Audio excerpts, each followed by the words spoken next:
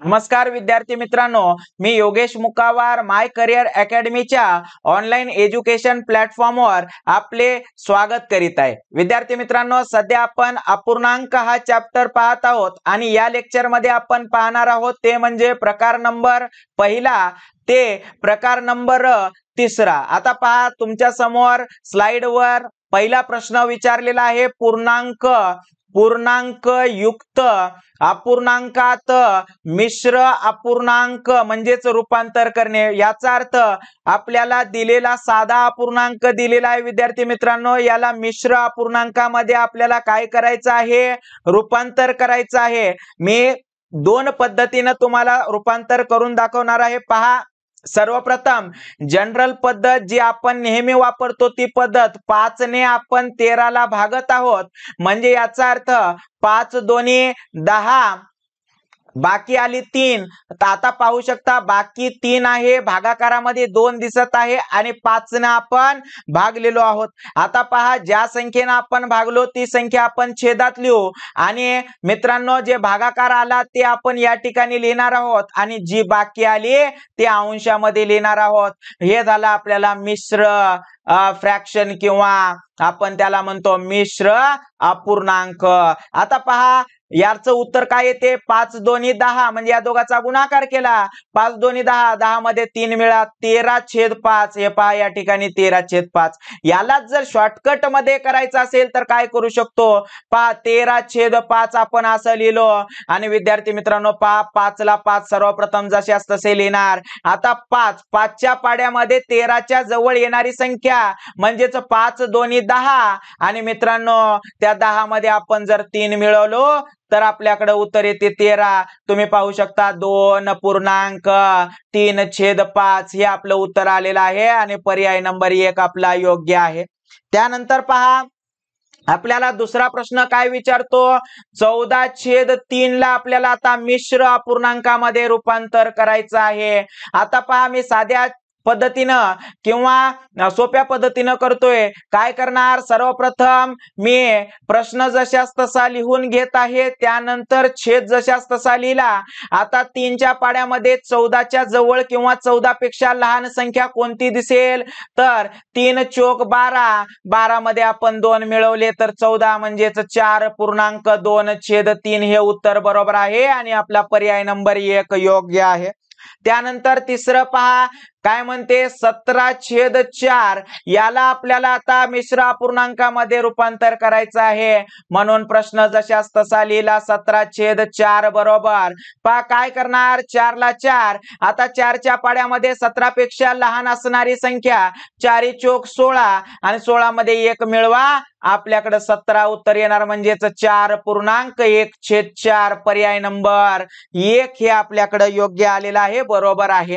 त्यानंतर तुम्ही पाहू शकता काय म्हणते, 105/2। आता हा अपूर्णांक थोडा मोठा आहे म्हणून आपण काय करूया विद्यार्थी मित्रांनो, 2 ने 105 ला जर आपण भागलो तर काय येणार, बे पंचे 10, किती येणार 10 आणि 5 म्हणजेच बे 4, काय उरलं 1, बाकी किती आली 1, भागाकार किती आला 52 आणि कितीनं भागलो 2 न। तर विद्यार्थी मित्रांनो पहा, तुम्हाला या ठिकाणी लक्षात ठेवणं गरजेचं आहे, भागाकार जो आला तो या ठिकाणी लिहा, त्यानंतर बाकी जी आली ते वर लिहा व कितीनं आपण भागलो 2 न, म्हणजेच 52.1/2 हे आपलं उत्तर आलेलं आहे आणि हे आपल्याला पर्याय नंबर 3 मध्ये दिसत आहे, हे तुम्ही पाहू शकता।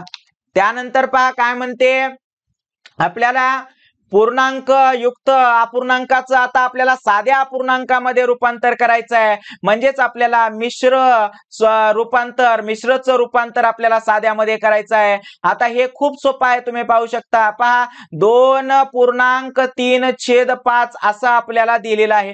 सर्वप्रथम काय करू, याचा गुणाकार, 5 दोन्ही 10, 10 मध्ये 3 मिळवा, म्हणजेच 13/5 5 हे उत्तर आपल्याकडे आलेलं आहे आणि 13/5 हे आपल्याला ऑप्शन नंबर 1 पर्याय नंबर 1 मध्ये दिसत आहे. त्यानंतर तुम्ही पाहू शकता दुसरा प्रश्न आपल्याला समोरचा प्रश्न आपल्याला काय विचारलेला आहे 3.1/4 ला साध्या अपूर्णांकामध्ये रूपांतर करा. 3.1/4 आता पहा या दोघांचा गुणाकार 3 चोक 12 12 आणि 1 13 13/4 उत्तर आपल्याकडे मिळालेलं आहे पर्याय क्रमांक 1 ऑप्शन क्रमांक 1. त्यानंतर पहा आपल्याला समोरचा प्रश्न काय म्हणतो 7.2/3 चा साध्या अपूर्णांकामध्ये आपल्याला रूपांतर करायचं आहे. 7 21 21 आणि 2 काय होणार 22 आणि 22/3 आपल्याकडे उत्तर आलेलं आहे मित्रांनो आणि 22/3 हे आपल्याला पर्याय क्रमांक 1 मध्ये आपल्याला दिसत आहे.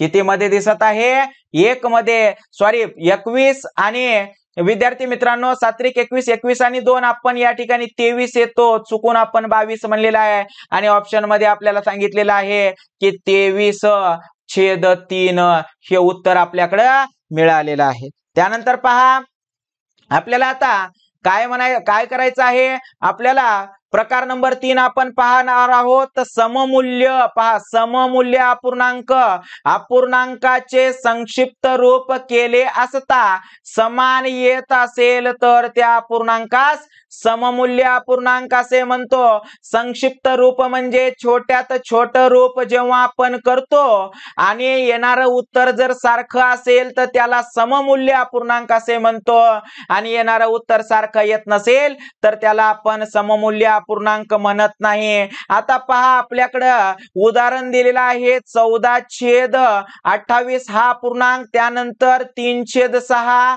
5/10 आणि 3/9. आता पहा 14 1 14 14 2 28 याचं संक्षिप्त रूप आलेलं आहे 1/2. त्यानंतर 3 1 3 3 2 6 याचं पण उत्तर आलेलं आहे संक्षिप्त 1/2.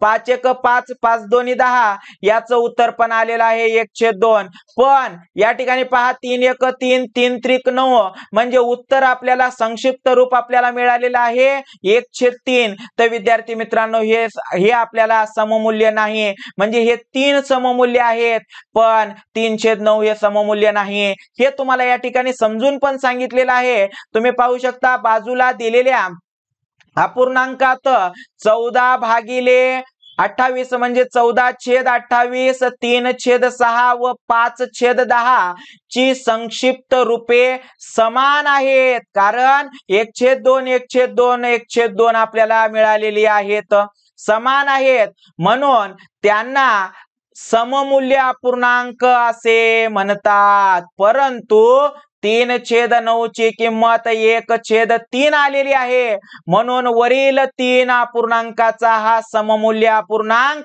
नाही कारण याची किंमत आपल्याला 1/3 मिळाली सारखी मिळालेली नाही हे आपल्याला या ठिकाणी लक्षात ठेवायचं आहे. आता तुम्ही पाहू शकता आपल्याकडे आणखीन एक उदाहरण दिलेलं आहे 13/52 चा सममूल्य अपूर्णांक कोणता असा प्रश्न आपल्याला विचारलेला आहे. आता पहा 13/52 चे संक्षिप्त रूप येते 1/4 कसे बरं 13/52 असं आपण लिहिलो 13 1 13 13 चोक 52 1/4 हे आपल्याला संक्षिप्त रूप मिळालेलं आहे. आपण काय करणार आहोत ऑप्शन मध्ये आपल्याला आता चेक करावं लागेल की कोणाचं उत्तर आपल्याला काय मिळेल की बाबा 1/4 2चं उत्तर पहा. आता पहिल्याचं बे 1 बे बे 2 4 1/2 मिळालं पर्याय क्रमांक 1 नाही. त्यानंतर तिसरं पाहू काय म्हणते 5 1 5 आणि इथं आपण असं म्हणू 75 आहे 75 चुकून पडलेला आहे विद्यार्थी मित्रांनो या ठिकाणी 25 आहे काय आहे 25 म्हणजे 5 1 5 5 5 25 उत्तर 1/5 दिसत आहे. पर्याय क्रमांक 4 तर आपल्याला सरळ स्पष्ट सांगितलेलं आहे की यापैकी नाही म्हणजे ऑप्शन क्रमांक 2 आपला काय आहे योग्य आहे. आपण करून पाहूया 3 1 3 3 चोक 12 1/4 उत्तर आलेलं आहे आणि हेच आपल्याला या ठिकाणी सांगितलेलं आहे. पहा काय म्हणते 2/4 च संक्षिप्त रूप काय आलं 1/2. त्यानंतर 5/25 च 1/5 व 3/12चं उत्तर आलेलं आहे 1/4. म्हणून पर्याय क्रमांक 2 आपला योग्य आहे. किती योग्य आहे? 2 योग्य आहे. हे आपल्याला या ठिकाणी लक्षात ठेवायचं आहे. समोर पहा आपल्याला काय म्हणते, 40 व तुम्ही पाहू शकता 40 व 50चा सममूल्य अपूर्णांक कोणता. आता आपल्याला विचारलेलं आहे की 40 व 50चा सममूल्य अपूर्णांक कोणता. तर आपण करून पाहू मित्रांनो. पहा 40/50 असं जर आपण घेतलो तर ऑप्शन मध्ये आपल्याला जे दिसत आहे ते आपण पाहणार. त्याचे अवयव पाडू. काय? 8 गुणिले 5 म्हणजेच 8×5 40 किंवा 5×8 40 आणि 50चे आपण अवयव पाडणार आहोत.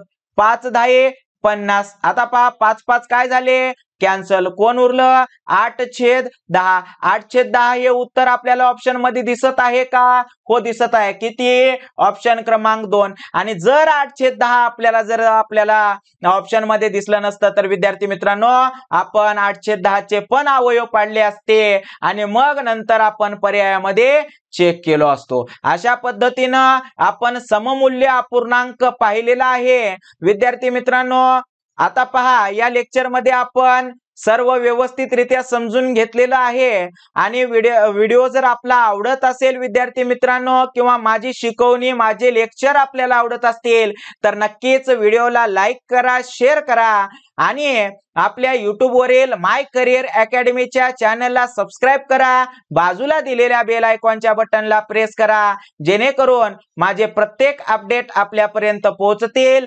धन्यवाद विद्यार्थी मित्रांनो.